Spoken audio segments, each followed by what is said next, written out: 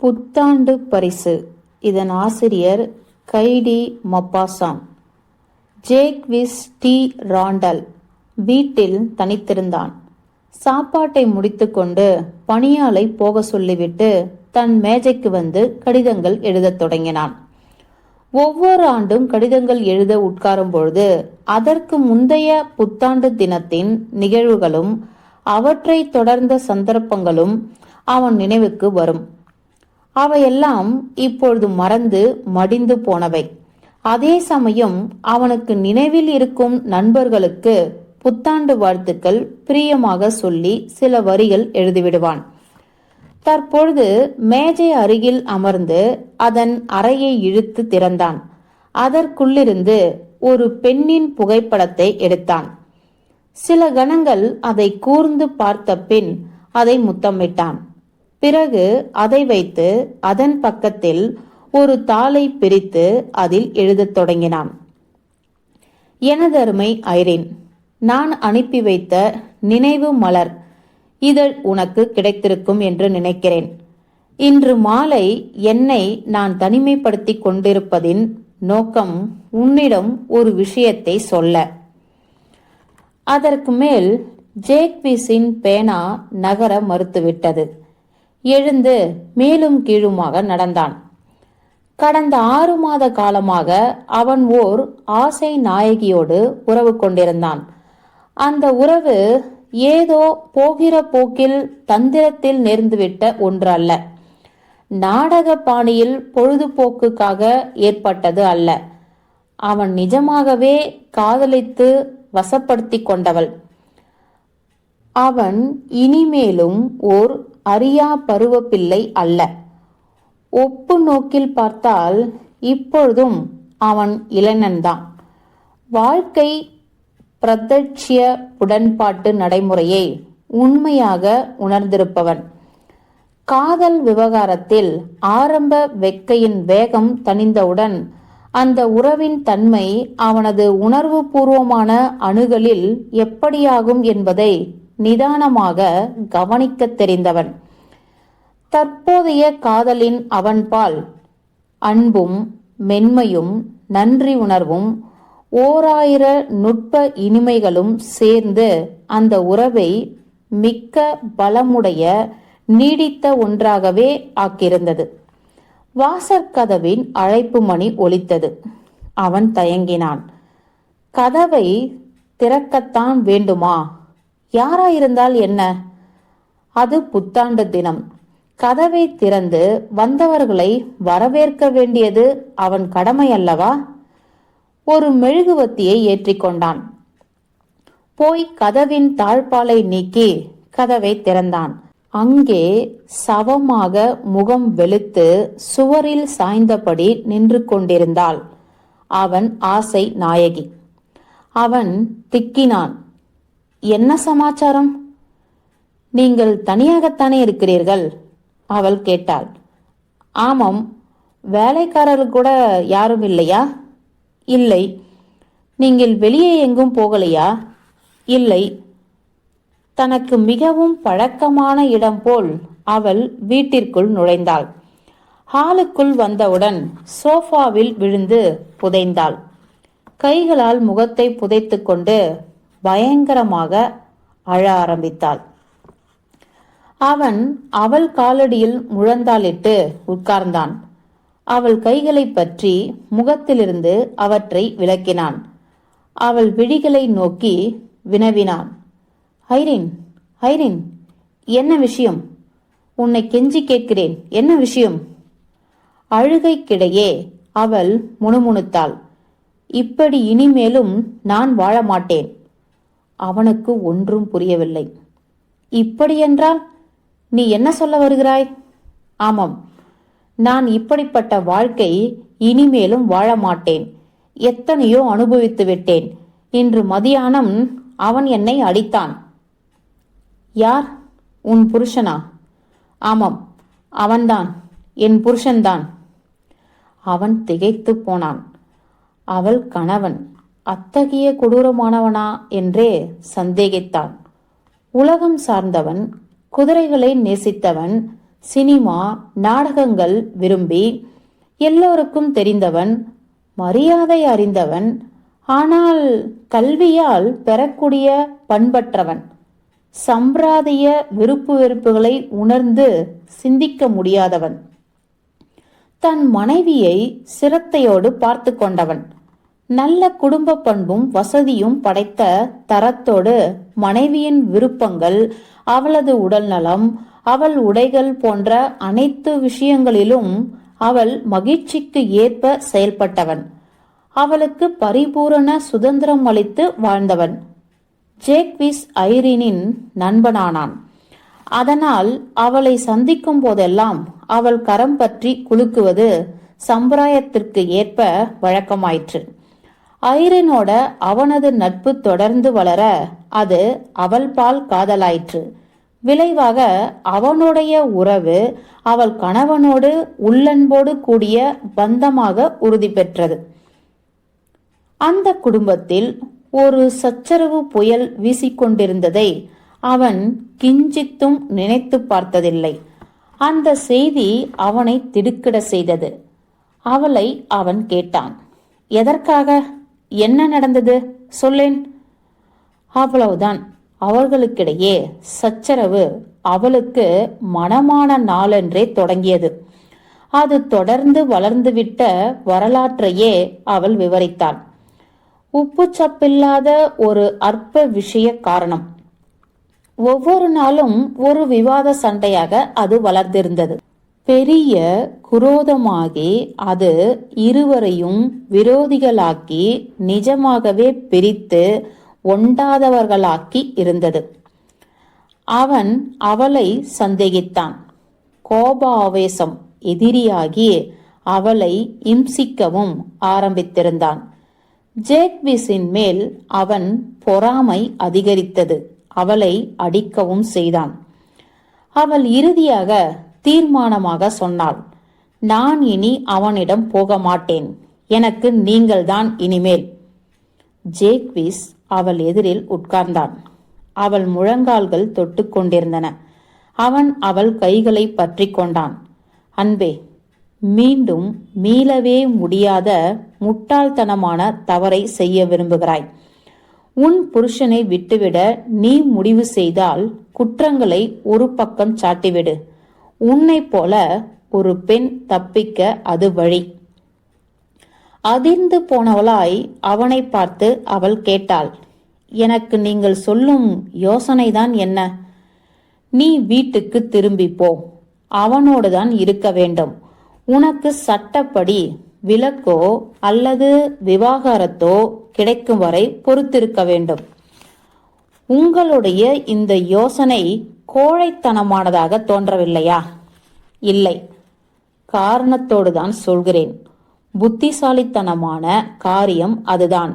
நீ சமூகத்தில் உயர்நிலையில் இருப்பவள். உனது கௌரவத்தை காத்துக்கொள்ள வேண்டி உள்ளது.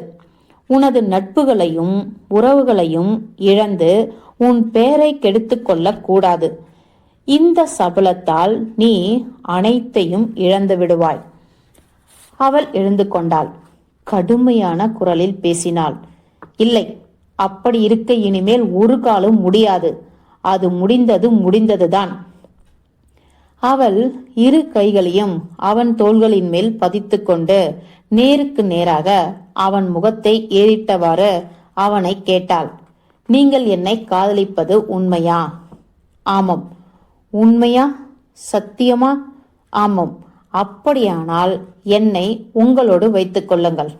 என்னது? உன்னை என்னோடு வைத்துக் கொள்வதா? இந்த என் வீட்டிலா? உனக்கு என்ன பைத்தியமா? அதன் விளைவு என்ன ஆகும் தெரியுமா? உன்னை நான் நிரந்தரமாக இழந்துவிட நேரிடும். மீண்டும் என்னை சேரும் வாய்ப்பே உனக்கு இல்லாமல் போய்விடும். அவள் நிதானமாக தீர்க்கமாக அவனுக்கு பதிலளித்தாள். ஜேக்விஸ், நான் மீண்டும் உங்களை சந்திக்கவே கூடாதென்று சொல்லிவிட்டார். நான் சொல்கிறேன், இப்படி ரகசியமாக உங்களை தேடி நாடகமாட்டத்தை தொடர நான் விரும்பவில்லை. ஒன்று என்னை நீங்கள் ஏற்றுக்கொள்ள வேண்டும், அல்லது இழந்துவிட வேண்டும். அன்பே ஐரீன், அப்படியானால் விவாகரத்தை பெற்றுக்கொண்டு வா, உன்னை மணந்து கொள்கிறேன். ஆமாம், புரிகிறது. எத்தனை விரைவாக முயன்றாலும் 2 வருடங்கள் ஆகும் என்னை நீங்கள் மணந்து கொள்ள. உங்கள் காதல் ரொம்ப ரொம்ப பொறுமையானது. இதோ பார் யோசி, நீ இங்கே என்னுடன் தங்கி விடுவாயானால் அவன் நாளைக்கே வந்து உன்னை கொண்டு போய் விடுவான். உன் கணவன் அவனுக்கு அந்த உரிமை உண்டு. சட்டம் அவன் பக்கம் இருக்கிறது.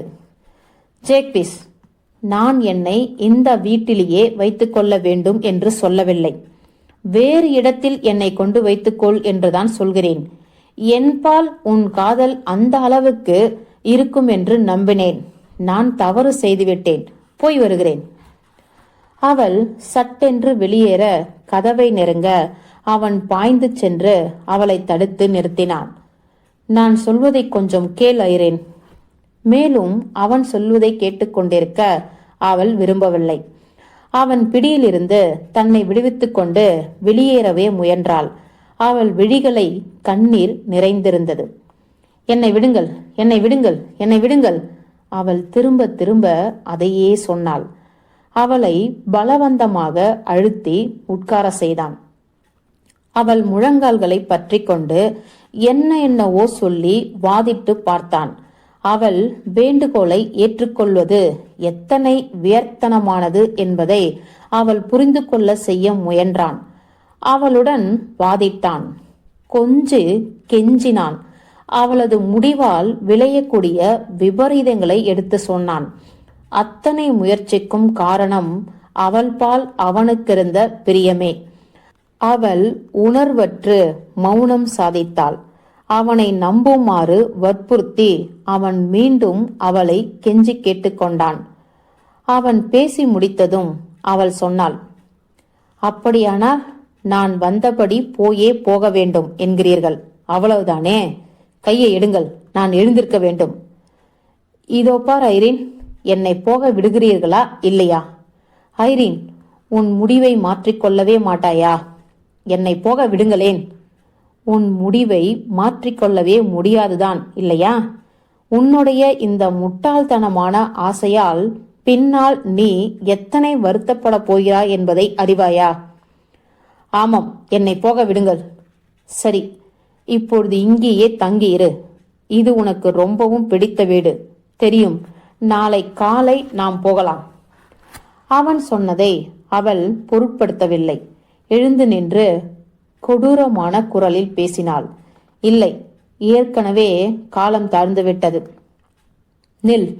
நான் எதை செய்ய வேண்டுமோ அதை செய்துவிட்டேன். எதை சொல்ல வேண்டுமோ அதையும் சொல்லியாயிற்று. இனிமேலும் நான் செய்யக்கூடியது என்னவாம்? என் மனச்சான்று என்னை உறுத்தவில்லை. நான் என்ன செய்ய வேண்டும் என்று சொல், அப்படியே செய்கிறேன், அவன் சொன்னான். அவள் இருக்கையில் அமர்ந்தாள். வெகுநேரம் அவனையே உற்று பார்த்து கொண்டிருந்தாள். பின் அமைதியான குரலில் அவனை கேட்டாள், என்ன சொல்கிறீர்கள்? விவரமாய் சொல்லுங்களேன். என்னது விவரமாகவா? எதை சொல்வது? அவன் கேட்டான். நீங்கள் ஒரு முடிவுக்கு வந்திருக்கிறீர்கள், அதைத்தான் சொல்கிறேன். நான் செய்யக்கூடியதை அப்போதுதான் நினைத்து பார்க்க முடியும். நான் எதையும் ரொம்பவும் யோசிக்கவில்லை. நீ எடுத்த முடிவு விபரீதமான விளைவுக்கே காரணமாகிவிடும். அது பற்றி உன்னை எச்சரிக்கவே விரும்பினேன். ஆனால் நீ உன் எண்ணத்தை மாற்றிக்கொள்ள விரும்பவில்லை. அதனால் அதன் விளைவில் என் பங்கு இருக்க நேரிடும். அந்த நிலையை நான் ஏற்றுக்கொள்ளத்தான் வேண்டும். ஒருவரின் முடிவை அத்தனை சுலுவாக மாற்றிக்கொள்வது என்பது இயல்பான காரியம் இல்லை. என் அன்பு காதலியே, சொல்கிறேன் கேள். ஒரு பெண்ணை காதலிக்கும் ஒருவன் அந்த உண்மையை உணரும்போது, அவளை வசப்படுத்தி கொண்டு அவளை அடைந்துவிடும்போது, அவனுக்கும் அவளுக்கும் அது ஒரு புனிதமான உறவாகி விடுகிறது. நான் சொல்வதை கவனத்தில் கொள். எளிதில் உந்துதலுக்கு ஆளாகி வசப்பட்டுவிடும் ஒரு பெண்ணை போலல்லாமல் உன்னை போன்ற ஒரு பெண்ணை பொறுத்தவரை நான் சொன்னது ஒரு முழு உண்மை. சமுதாயம் மதிக்கின்ற, சட்டம் அங்கீகரிக்கின்ற வாழ்க்கை வழியாக ஏற்கப்பட்டாலும் அதை ஒரு பெரிய தர்ம உறவாக நான் நினைக்கவில்லை. ஒரு பெண் கட்டாய சூழல்களுக்கு உட்பட்டு அந்த உறவில் தன்னை பந்தப்படுத்திக் கொள்கிறாள். தனக்கு பிடிக்காத கணவனாக எண்ணி அவனை ஏற்றுக்கொள்ள அவளால் முடிவதில்லை. அவளது சுதந்திர மனம் அவளுக்கு பிடித்த ஒருவனை நாடுகிறது, ஏற்றுக்கொள்கிறது. வேறு எந்த தொடர்பும் இல்லாத அவனுக்கு தன்னை அர்ப்பணித்துக் கொள்கிறாள். ஒன்றுபட்ட இதயத்தோடு தங்களை அவர்கள் பிணைத்துக் கொள்கிறார்கள். நான் சொல்ல வருவது இதுதான்.